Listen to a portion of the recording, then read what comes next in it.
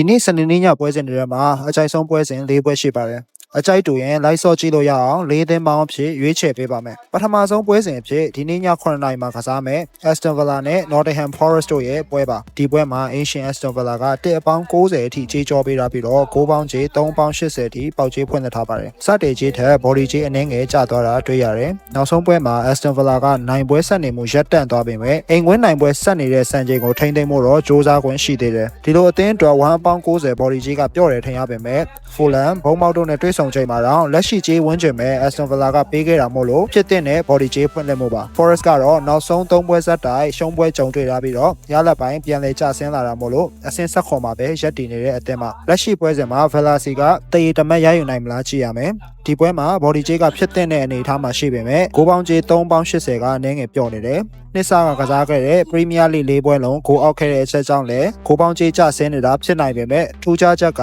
Chorus ကိုဈေးတန်းမှာ Asian ဘက်က1ပေါင်း90ကြေးဖွင့်လှစ်ချိန်မှာ Asian နိုင်ဖြစ်တဲ့ 1C21 ဆိုတဲ့ရလဒ်တွေအတွက်9ဆခွဲထိကြေးပေးထားပြီးတော့11ဆိုတဲ့ရလဒ်ကို6ဆခွဲသာရောကြေးပေးထားတာမို့လို့ဒီပွဲမှာလည်းအောက်ကြေးတစ်ပေါက်ပါဝင်လာနိုင်ခြေတွေရှိနေပါတယ် Nottingham ကိုလည်း Villa ကအိမ်ကွင်းမှာအမြဲနိုင်ရနေတဲ့တဲ့မှာ Nottingham တန်းတက်လာတဲ့နေ့ထဲက Villa ကအပြတ်သက်နိုင်ယူရသလိုလက်ရှိအိမ်ကွင်းချေးဆွာနေတဲ့ Villa အတွက်လည်း1ပေါင်း90ကြေးကလုံလောက်မှုမရှိတာမို့လို့ body ထက်9အောက်ကိုပဲရွေးချယ်မယ် 1C11 ဆိုတဲ့ရလဒ်မဲ့ပွဲပြီးနိုင်ခြေရှိပါတယ်နောက်ထပ်ပွဲစဉ်အနေနဲ့တန်းစင်းဆောင်က2သင်းဖြစ်တဲ့ Wolf နဲ့ West Ham ပွဲကိုရွေးချယ်ထားတယ်ဒီပွဲမှာ Wolf ကတရေ20ရှုံးကြောပေးပြီးတော့9ပေါင်းကြေး2နှုတ်60သာကြေးဖွင့်လာတယ်စတဲ့ကြေးထက်9ပေါင်းကြေးအနည်းငယ်ပြော့လာတာတော့တွေ့ရတယ် Wolf ကမျှော်လင့်ချက်မဲ့နေတဲ့အနေထားကနေအနည်းငယ်ပြန်ရုံးကန်ကစားလာတာကိုတွေ့ရတယ် Man U Liverpool Arsenal တို့ကိုအဝေးကွင်းမှာကြေးအောင်တဲ့အထိကစားပြနေတာက Wolf တို့ဒီရာဒီလဲလဲတန်းစင်းမှာမဟုတ်ဘူးလို့မြင်သာစေပါတယ်တစ်ဖက်က West Ham ကလည်း9ပွဲနိုင်ပွဲဆက်ပြောင်းနေပြီးတော့အဆင့်18ထိရောက်သွားတဲ့အသင်းမှာဆိုတော့နိုင်ပွဲမရသေးတဲ့2သင်းရဲ့အမတ်လူမဲ့ပွဲဖြစ်ပြီးခြေရလည်းတိတ်မကွာတာမို့လို့ဒီပွဲက2သင်းလုံးတိုက်စစ်ဖွင့်စားနိုင်နေဖို့ရှိတယ်ဒီရာဒီမှာလည်း Wolf က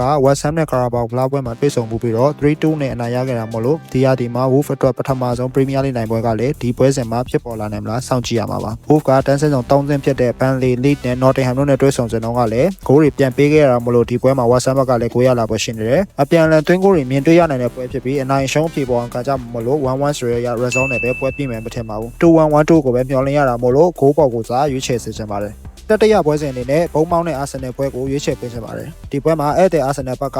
1-25ကြေးကြောပေးထားပြီးတော့9ပေါင်းကြေး3ပေါင်း25အထိဖွင့်လှစ်ပေးထားတယ်စတဲ့ကြေးရ9ပေါင်းကြေးမှာမသိတာပေမဲ့ body ကြေးမှာတော့1ပေါင်း15ကနေ1-25အထိကြေးပြင်းလာတာတွေ့ရတယ်ဘုံမောင်းက2သင်းခွဲနေတဲ့အသင်းလို့ပြောရအောင်အိမ်ကွင်းမှာခံစစ်ကျစ်လက်သလားအဝေးကွင်းမှာခံစစ်အားနေတာတွေ့ရတယ်လက်ရှိပွဲကတော့အိမ်ကွင်းပွဲစဉ်ဖြစ်တာမို့လို့အာဆင်နယ်ကိုဘယ်လောက်ထိပိတ်ဆို့ကစားနိုင်မလဲကြည့်ရမယ်အာဆင်နယ်ကလည်းအမှတ်ဖြတ်ထားနိုင်တဲ့အချိန်ကိုထိန်းသိမ်းဖို့ဒီပွဲစဉ်တွေကိုအမှားခံမှာမဟုတ်ပဲအနိုင်3မှတ်ရရှိမှာပါဒီပွဲပြီးရင် Liverpool နဲ့တွေ့ဆုံမှာဖြစ်လို့တရေတမတ်ဘုံမောက်ကိုခွဲပစ်မယ်မထင်ဘူးတခုရှိတာကအာဆင်နယ်ကအဝေးကွင်းမှာကြေးအောင်တာအတော်ရှားပါတယ်နောက်ဆုံး6ပွဲဆက် body ကြေးအပြည့်တစ်ချိန်မှမအောင်သေးပါဘူးဒီလိုအနေထားမှာအာဆင်နယ်ရဲ့ body ကြေးကပိုပြင်းလာတဲ့အချက်ကဘိုကီတွေဘုံမောက်ဘက်ကိုထိုးသားတွေပို့နေတယ်လို့ပဲမြင်ရတယ်နောက်ပွဲတွေကလည်း Liverpool နဲ့ဖြစ်တာမို့လို့အာဆင်နယ်ကြေးအောင်မလွယ်ပါဘူးဘုံမောက်နေနဲ့လည်းအင်ကွင်းမှာအာဆင်နယ်ကိုဖွင့်ကစားမယ်မထင်ဘူးဘုံမောက်ကိုမရမှလည်းလက်ရှိအာဆင်နယ်ရဲ့1-25ကြေးကအောင်နိုင်ပွဲရှိတယ် C1 C2 နဲ့ပဲပွဲပြီးသားနိုင်လို့ဂိုးအောက်ကိုပဲရွေးချယ်မယ်ဒီပွဲဂိုးပေါင်း4ဂိုးထိမရောက်နိုင်ပါဘူးနောက်ဆုံးပွဲစဉ်အနေနဲ့လာလီဂါပွဲစဉ်တစ်ပွဲဖြစ်တဲ့ Espanyol နဲ့ Barcelona ပွဲကိုရွေးချယ်ပေးခြင်းတယ်ဒီပွဲစဉ်မှာ Barcelona ဘက်က